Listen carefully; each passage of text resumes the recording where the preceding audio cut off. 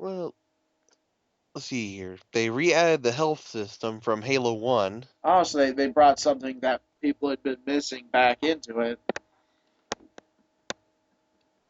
because Halo 2 and 3 you just had the shields. Then with Halo Reach you had shields and the health Now, was again. the health added back in because it takes place before Halo One? So is that partially to do with story, or is it just because the health system added a a, a field of strategy to the game? I think it's probably just because they wanted to re-added the health. Just add the nostalgia back to Oh it. yeah, the I bet because, geez, how old is Halo at this point? It's probably like is Well, is it like is it uh, almost 10 years old? If not, it's probably I think yeah, I think it's about 10 years old because I think it came out in 2001. Can't be sure. yeah. I know it came out right around when Xbox. I know the first Halo came around when the first Xbox was around. So you know, and that was a while ago. That was a long time ago. That was PlayStation One was still kind of active back then.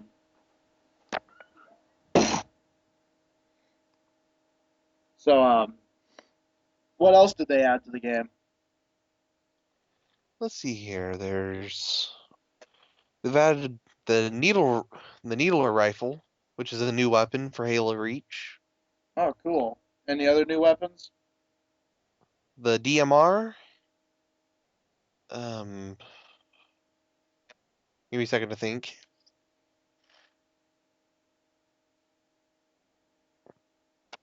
The plasma launcher Oh, I remember we had to and face those when we were playing. yeah, and there's the concussion rifle What also. does that one do? It's oh, they also added the grenade launcher. Oh, that was a good weapon when we played. Yeah, and the concussion rifle is basically the Covenant version of the grenade Oh, launcher. okay. Yeah. So, and I heard there was new maps, new armor stuff. Uh, Yeah, the armor abilities. yeah, that was a new thing. And with all these new things added, what was lost? Was there a lot of things that were lost? That well, obviously we talked about how they changed the health up a bit.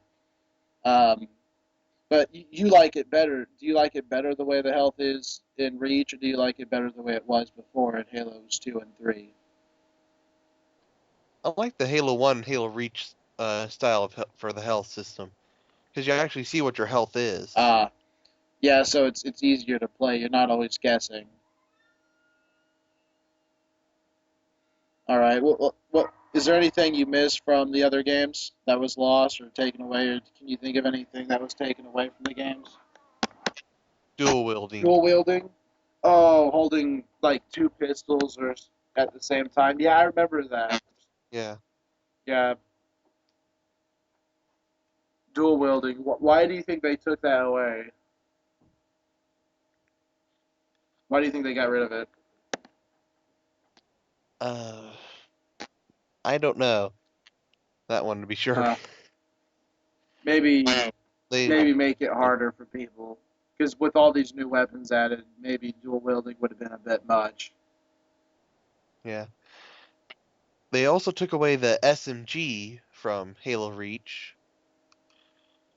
It was in Halo 2, 3, and ODST, but didn't return for Reach because it was a dual wieldable weapon. So since they got rid of dual wielding, I that's the reason why the SMG probably went away also. Yeah, that would make sense. I actually I heard they added these backpacks and or not backpacks, jetpacks in this game that really launch you up real high.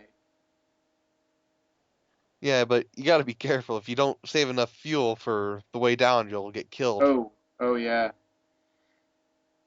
So there's a lot of strategy to that too. Yeah. How are the vehicles in the new game? They are they good? there are two new vehicles in Halo Reach. The Falcon, which is a human vehicle, which is basically like a helicopter, and the Revenant, which is a cross between the Wraith tank and the Ghost. Oh wow. So of all these things that have been added and lost, what would you say is your favorite weapon from Reach? My favorite weapon from Reach, I'd probably have to say the DMR. How's come?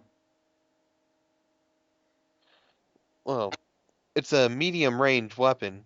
It, it can do a lot of damage. Uh-huh. What's your favorite vehicle? Which vehicle do you think was one of the best ones in Reach? I have two favorite vehicles in Reach. Well, the Falcon would be one, just because I like to fly around on maps. But for actually doing the multiplayer, it'd have to be the tank. Oh yeah, I bet the tank's really good in the battle. Um, and then what's your favorite armor? My favorite armor Yeah, ability armor ability. would be the armor lock. Armor. Would be the armor lock. What does that allow you to do exactly? For a few seconds, you are invulnerable. Oh yeah, but then you can't move, right? Yeah, you can't move at all. And if you stay in armor lock for the whole entire time, when you come out, it releases an EMP Uh, that like, will weaken your opponent's shield or stop a vehicle that's near. oh wow, that really is useful. Um, and so Reach is a really good game, and Halo's been a really good series for what we think is nearly 10 years. And I've heard Bungie is planning to drop it. What do you know Yeah, about that? Bungie, Halo Reach is going to be Bungie's last last Halo video game, and 343 Industries is going to pick it up. And now 343 is that I'm not familiar with that company. How's come? Why have I never heard of that one before? It was essentially made just to take over the Halo series for Microsoft. Oh, I see now. Yeah, because Microsoft like they own they have enough money. They can afford to just own their own extra branch of a video game just to uh, pick up for Halo. Because like we've said, it's a big series, and it's kind of surprising that Bungie would drop it. They're kind of pulling an Insomniac and Naughty Dog here, where they build up this really awesome series and then just hand it over to another company. And what always happens with anything that it's Insomniac or Naughty Dog drops is it doesn't it's never as good as it used to be. And you as a really big Halo fan, are you really worried about that? I am.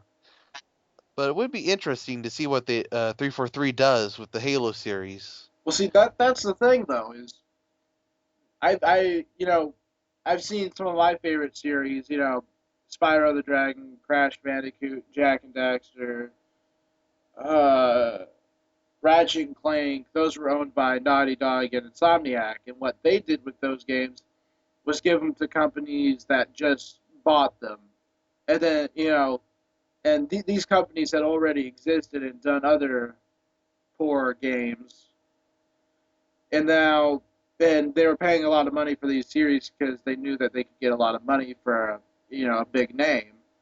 But what's different about what was the company's name again? Four, 343. 343. That's it. What's different about 343 though is this company is made specifically for Halo, so there's not much room for messing up because that they've got high expectations, really big expectations, is what it sounds like. Yes. And I know there's a couple of people that